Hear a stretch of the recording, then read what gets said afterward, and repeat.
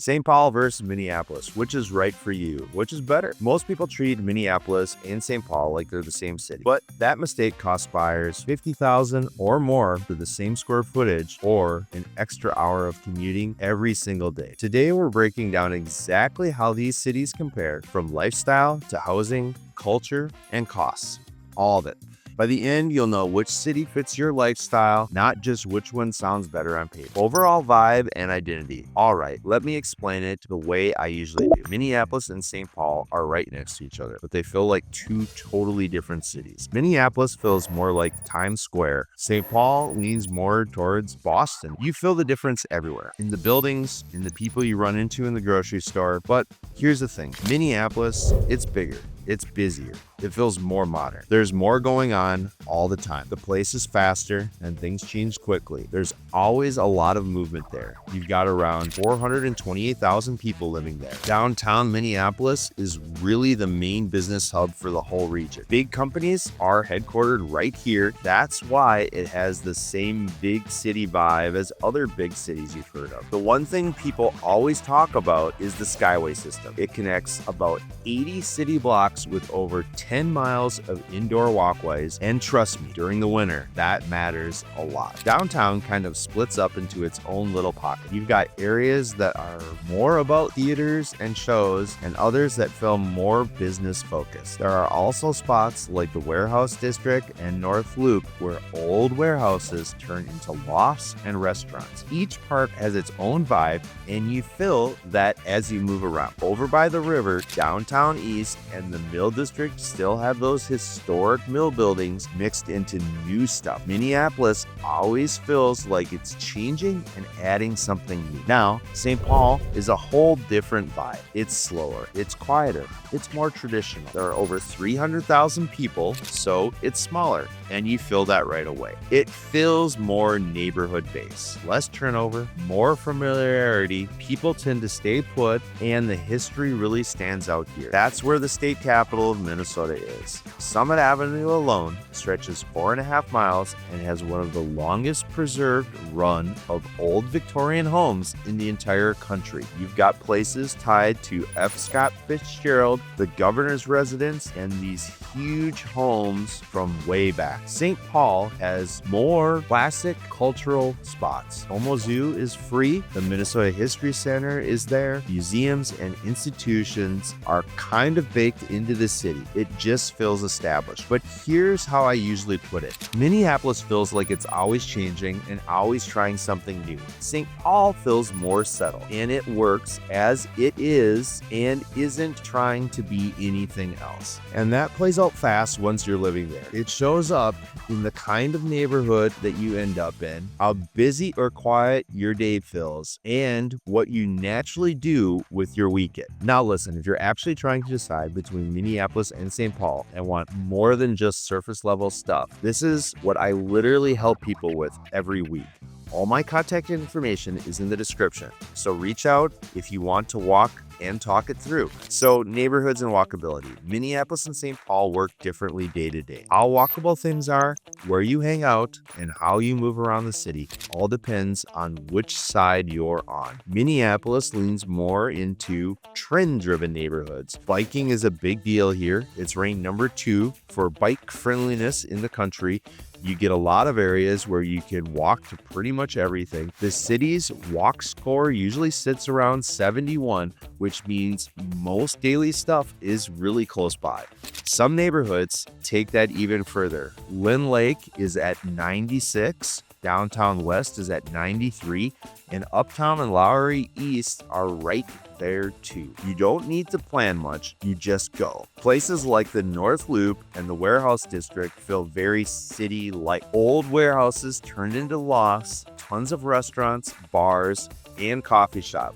So everything's packed in close. Then there's Northeast Minneapolis, which has turned into a big arts area. You've got over 350 artists and tenants working out of the North Rupp King building, which is another old warehouse that's now studios and galleries. Art Whirl happens every May, and it pulls people from all over. St. Paul feels totally different. Neighborhoods are more clearly defined, more residential, and more subtle. Streets that have an older layout, and there's a strong sense of community. Irvine Park is a good example. It's one of the oldest spots in the city, full of Victorian homes around a small park. It feels preserved and intentional. Downtown St. Paul is quieter, but it still has its own thing going on. Around CHS Field, you've got Saints baseball, lofts, newer housing that's usually more affordable than downtown Minneapolis. By the way, the price gap between these two cities surprises a lot of people. I'll break that down in a bit. Lower Town is another spot people really like. You've got these old warehouse buildings that were turned into lofts, artists working nearby, galleries. There's the farmer's market on the weekend, the Union Depot right there if you like transit. So if you like walkable neighborhoods where everything's close together,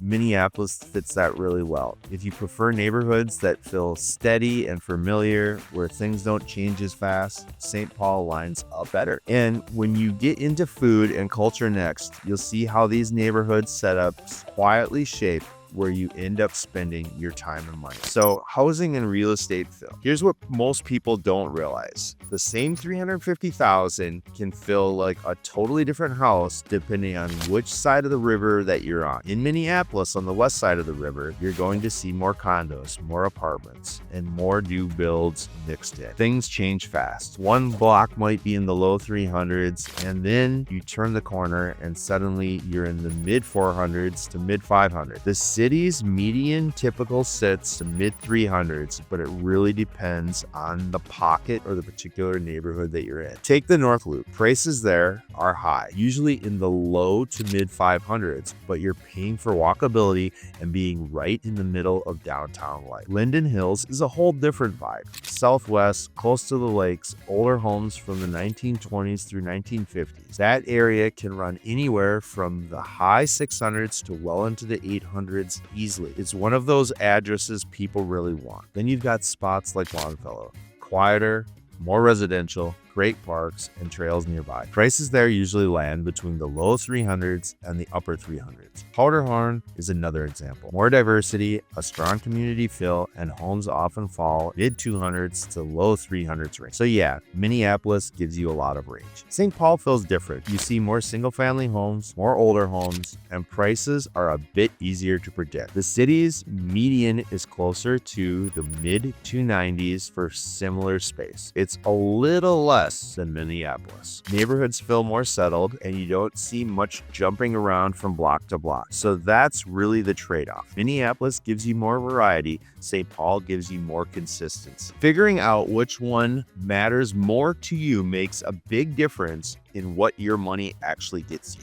And that ties straight into what your monthly payment looks like, which is what we'll get into next. Cost of living and value. Let's talk money, because this is where the difference really shows up. You can end up paying around $4,500 a year in property taxes in both cities. But here's the catch. In one place, that's tied to a $350,000 condo. In the other, it might be on a $300,000 house with the yard. Same tax bill, totally different living situation. Minneapolis usually runs a little higher, especially in the popular spots. If you want to be close to the lakes or right near places like the North Loop with all of the restaurants and nightlife, you're paying for that convenience. Overall, the Twin Cities are still 6 to 7% cheaper than the national average. But with that, Minneapolis tends to sit on the higher side. St. Paul often stretches your dollar further. You get similar space for less money, and in a lot of neighborhoods, you're not fighting as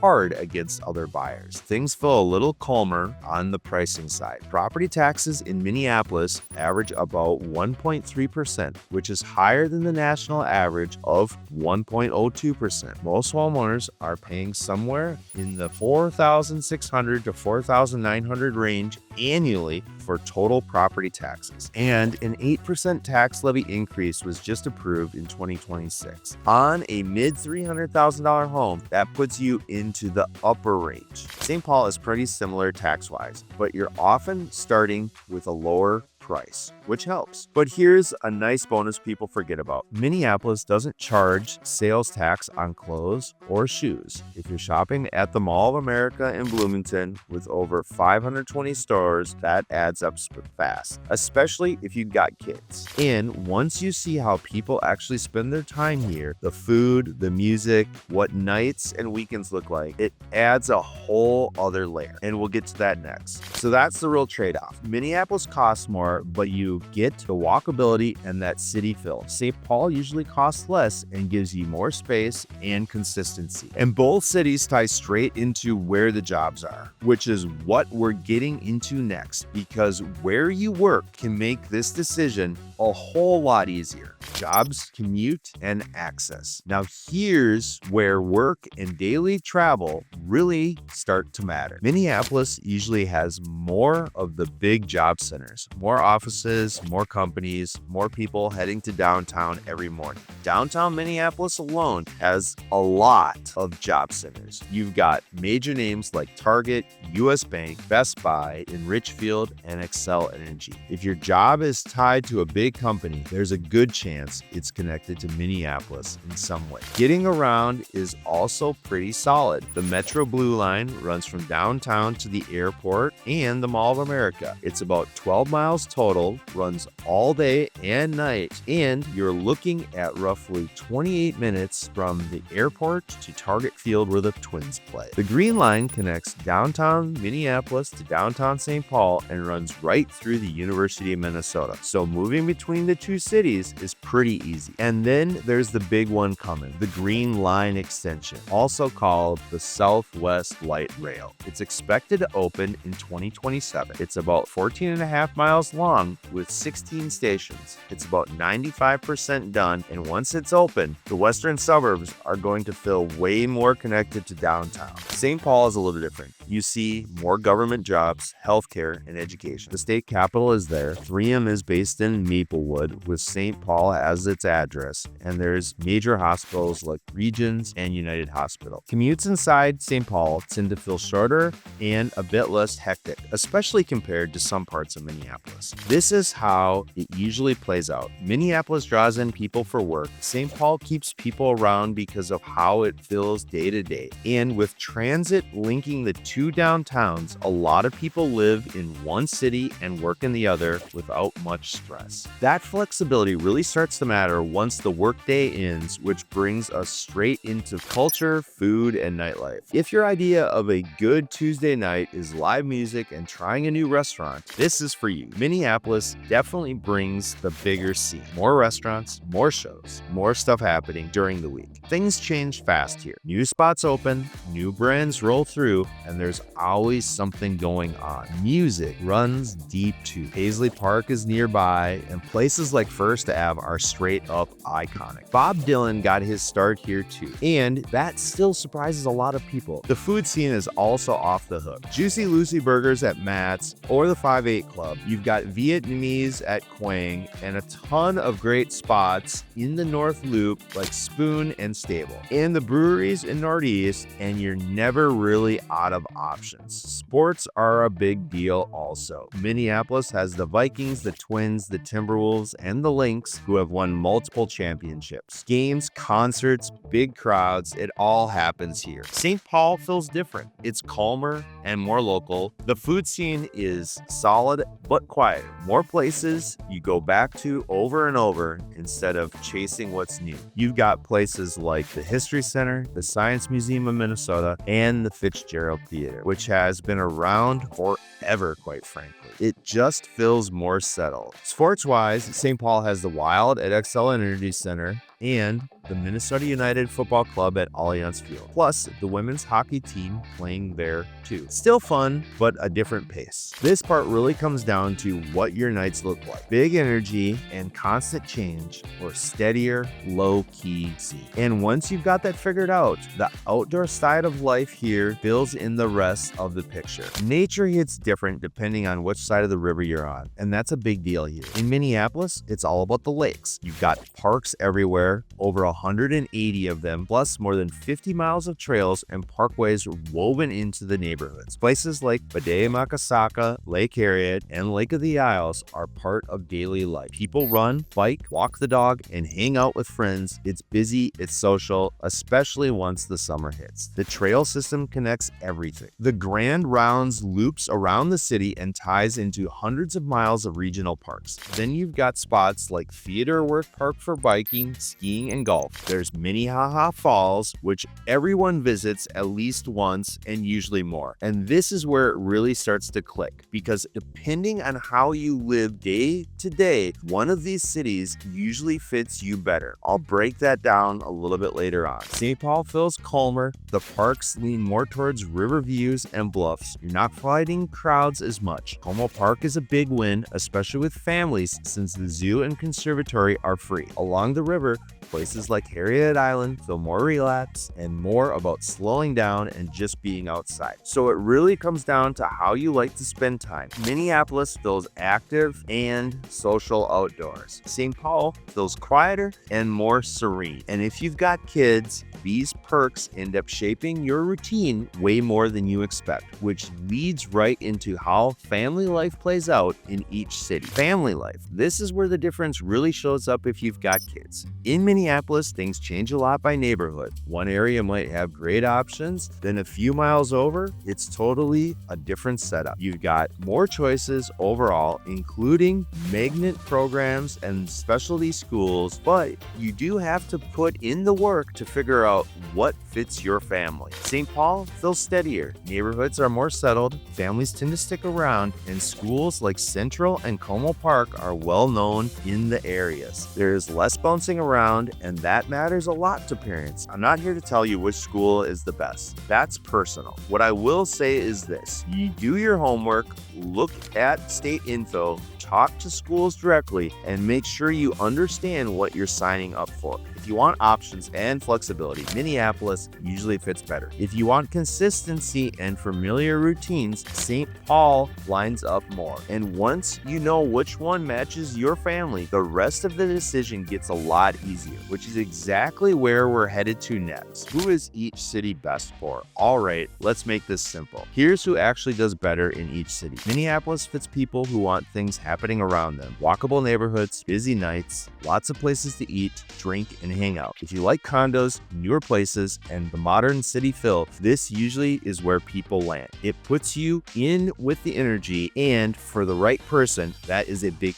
plus. St. Paul works better if you want things calmer, older neighborhoods, tighter neighborhoods, and a slower pace. It's the place where people just stay put and get to know the neighbors, and you don't feel rushed all the time. If you work in government, healthcare, or education, being close to that stuff matters too. Here's what people miss though. If you're not locked into one forever, the Green Line connects both downtowns. You can live in St. Paul and head to Minneapolis for fun, or live in Minneapolis and spend weekends in St. Paul. You really can do both. What I've seen over and over is this: people who choose based on how the city sounds, not how they actually live. People pick the place that matches your normal week, not the version of life you think you'll have once you live there for a while. That's what makes the difference long term. The gap between the cities is about which trade-offs match how you actually live day to day. Most people chase the city with the better stats instead of the one that fits their routine, and that's where the regret starts. If you're ready to figure out which specific neighborhood in Minneapolis or St. Paul actually matches your commute, your budget, and your lifestyle, email me at team@hhgus.com. We've helped over 3,600 people find, buy, and sell homes, and we can walk you through exactly what makes sense for you. We've got a video linked here where you can share our complete unfiltered take on Minneapolis after living here for 49 years. If you want the real story before making any decisions, watch that next. Thanks for watching, and we'll see you at the next house and on the next video.